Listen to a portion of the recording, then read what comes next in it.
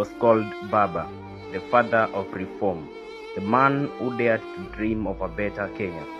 Today, that voice has fallen silent. Raila Amolo Odinga, former Prime Minister and one of Africa's most influential leaders, has died in Kochi, India, after suffering a heart attack early this morning. Born on January 7, 1945 in Maseno, Kisumu County, Raila's journey began in a home of leadership and service. His father, Jaramogi Oginga Odinga, was Kenya's first vice president, a freedom hero who taught him courage. His mother, Mary Juma Odinga, a teacher, nurtured humility, discipline, and love for education. From those roots, Raila grew into a man who believed that leadership means sacrifice. After studying mechanical engineering in East Germany, he returned home and joined politics during one of Kenya's darkest eras, the single-party regime of President Moi. For his activism and calls for democracy, he was detained without trial for years, but the chains could not silence him. Instead, they refined him, forging a man who could fight fearlessly for the freedom Kenyans enjoyed today. Through pain and persecution, Raila Odinga became a symbol of resilience. He helped usher in multi-party democracy in the 1990s, standing at the front line of Kenya's political rebirth.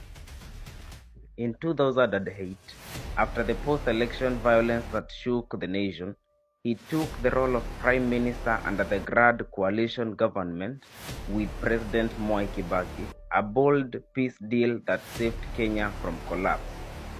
Under his watch, Kenya adopted the 2010 Constitution, introducing devolution and new freedoms, reforms that reshaped the nation's destiny. For over 5 decades, Raila Odinga never stopped running, not for power, but for purpose. He vied for the presidency 5 times, each campaign leaving a mark on Kenya's democratic journey. To many, he was more than a politician. He was a movement, a man whose life told millions that courage could change history. Behind his public battles was a family that gave him strength. His wife, Dr. Ida Odinga, stood beside him through the toughest storms, loyal, patient, and unshakably strong. Their children, Fidel, Rosemary, Raila Jr., and Winnie, each carrying a spark of their father's spirit. He loved his family deeply, and when tragedy struck, losing his son Fidel in 2015, it broke him in silence. But from that pain, he drew compassion. He became more tender, more fatherly, not just to his children, but to the nation that called him Baba. He often said, "Without my family, I would have fallen long ago." In his later years, Raila built a unique bond with Kenyans Gen Z, the new digital generation. He embraced their courage, their creativity, and their voice for justice. Even in times of national protest, he urged peace, reminding leaders that the youth are not enemies of the state, they are its future. He laughed with them, debated with them, and believed in them. To many young Kenyans, Raila Odinga was not a relic of the past. He was a mentor who still understood their dream. In the political arena, Raila's relationship with President William Ruto was one of rivalry that also gave him respect. Though they clashed in elections, they shared a deep sense of patriotism.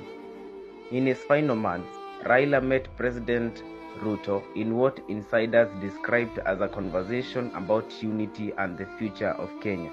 He spoke of healing old wounds, building bridges, and mentoring a new political generation.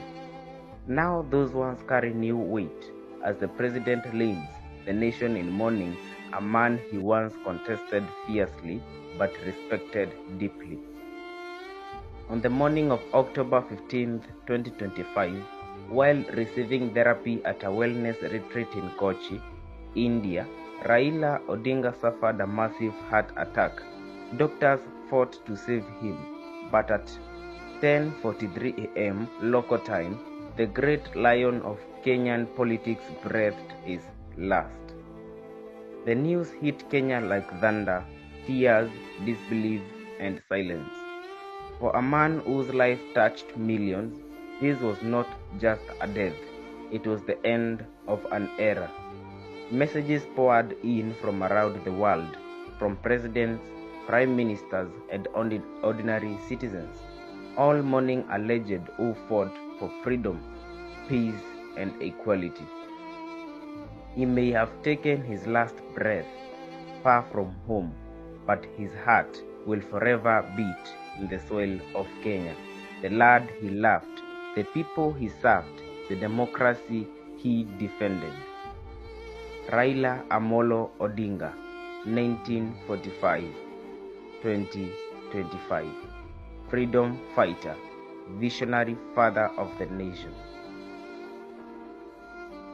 Prince Kolo Media, telling the stories that move a nation. Rest in peace, Baba Raila Amolo Odinga.